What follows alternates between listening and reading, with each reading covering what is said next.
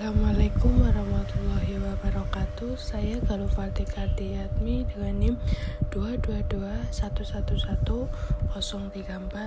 Di sini saya akan menjelaskan sedikit tentang materi maqasid syariah klasik dan kontemporer. Maqasid merujuk pada arti tujuan, sasaran, prinsip, dan hal yang diminati atau dalam bahasa Inggris toles, dalam bahasa Yunani finaltik, dalam bahasa Prancis atau Zweck dalam bahasa Jerman. Di sisi lain, sebagian ulama menganggap al-maqasid sama halnya dengan maslahat seperti Abdul al-Malik al-Juwari. Terus Najamin Taufik mendefinisikan sebagai masalah. Adapun Al-Qarafi menghubungkan maslahat dan maqasid sebagai suatu pokok dengan menyatakan suatu bagian hukum Islami yang disadari oleh syariat tidak dapat dianggap sebagai maqasid kecuali terpaut padunya suatu sasaran yang sah dan dapat meraih kemaslahatan atau mencegah kemafsadahan. Adapun mengenai syariat Islam, Imam Ibnu Al-Qayyim mengatakan bahwa syariat bangunan dasarnya diletaknya atas hikmah dan kesejahteraan manusia pada dunia ini, pada akhirat nanti. Syariat seluruhnya adalah keadilan, rahmat, dan kebaikan. Oleh karena terdapat jika aturan yang mengatakan syariat yang menggantikan keadilan dengan ketidakadilan, rahmat dan lawannya, maslahat umum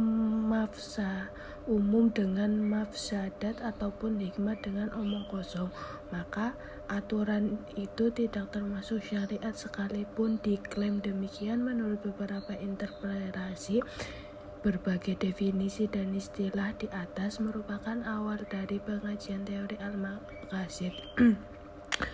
Ilmi al-Hausul al-Ghazali mengatakan maqasid al-syariah yang kuliah dan juz'iyah menjadi 3 kategori, yaitu duriyah kebutuhan primer, hajiyah kebutuhan sekunder, dan tahsiniyah kebutuhan tersier.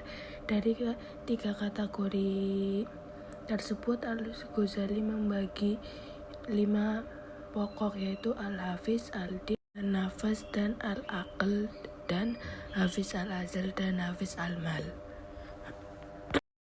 Kajian hukum Islam klasik menyebutkan bahwa maqasid dikomplekskan menjadi 3, yaitu ad-darujat, al-hajiyat, dan at-tahanisiyat. Yaitu durujat dibagi ke dalam hafaz al-adl, perlindungan agama, hafaz al-naf, perlindungan jiwa, hafaz al-mal, perlindungan harta, terus hafaz al-ird, perlindungan kehormatan, terus hafiz al-aql, perlindungan akal, hafiz al-nasl, perlindungan keturunan, dan hafiz al-rad, perlindungan kehormatan. Ad-darujat, tujuan primer, didefinisikan sebagai tujuan yang harus ada, yang ketidakadanya didefinisikan sebagai tujuan yang harus ada.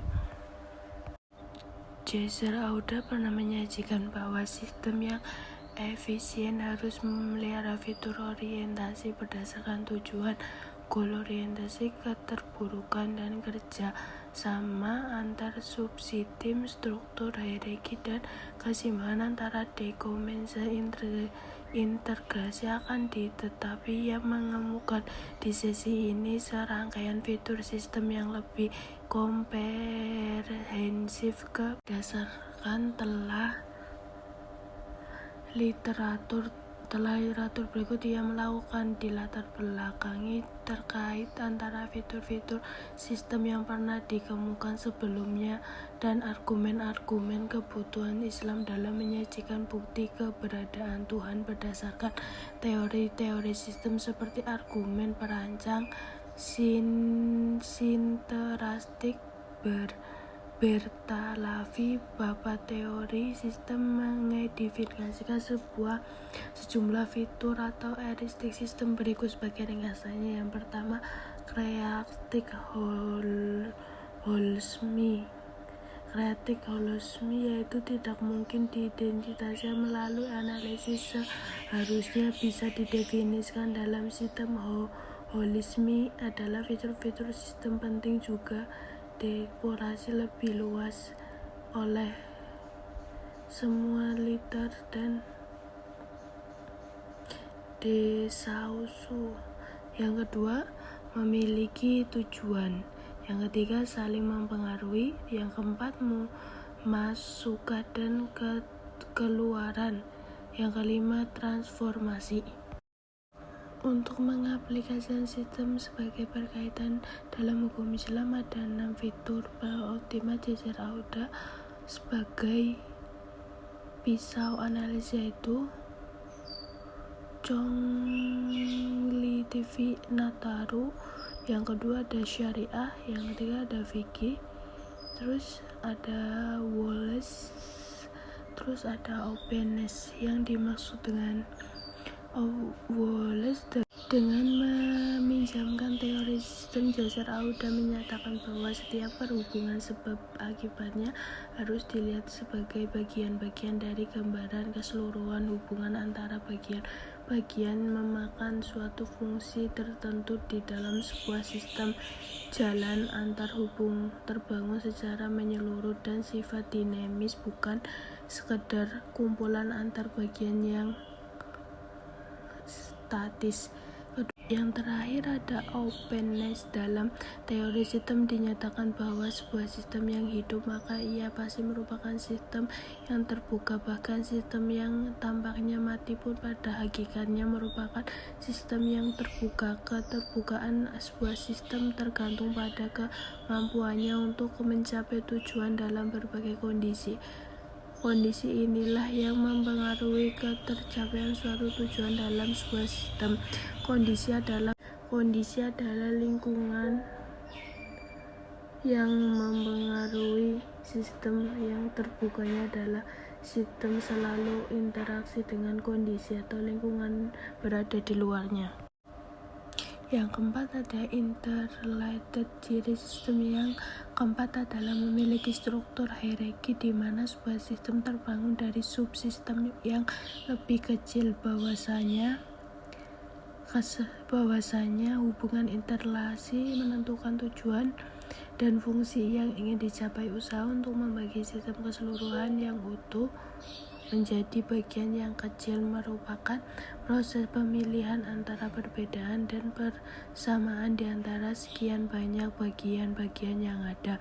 Bagian terkecil menjadi representasi bagian besar, demikian pula sebaliknya. Yang kelima ada multidimensionality. Sebuah sistem bukanlah suatu yang tunggal, tetapi ia terdiri dari beberapa bagian yang saling terkaitan antara satu dengan di dalam sistem terdapat struktur yang keheroan. Karena sebuah sistem terdiri dari bagian-bagian yang cukup kompleks, maka ia memiliki spektrum dimensi yang tidak tunggal. Hukum Islam dapat dianalogikan seperti sistem. Hukum Islam adalah sebuah sistem yang memiliki berbagai dimensi. Jaser Auda menempatkan makosid syariah sebagai prinsip mendasar dan metodologi fundamental dalam reformasi hukum Islam kontemporer yang dia gaungkan, mengingat efektivitas suatu sistem yang diukur berdasarkan tingkat mencapai tujuannya. Maka efektivitas sistem hukum Islam berdasarkan tingkat pencapaiannya makosid syariah. Dengan kata lain, sejauh mana tingkat problem solvingnya terhadap permasalahan yang tertentu. Apakah lebih efektif dengan berdaya guna lebih membawa manfaat yang besar bagi umat dan kemanusiaan. Menurut Auda bahwa realisasi makosid merupakan dasar penting dan fundamental bagi sistem hukum Islam. Mengali makosid harus dikembalikan kepada teks utama Al-Quran dan hadis bahwa mendapat atau pemikiran fikih. Oleh karena itu, berwujudkan tujuan makosid menjadi tolak ukur dari aktivitas setiap ijtihad tanpa menghubungkannya dengan kecenderungan ataupun mazhab tertentu. Tujuan menetapkannya hukum Islam harus dikembalikan ke maslahat masyarakat yang terdapat di sekitarnya.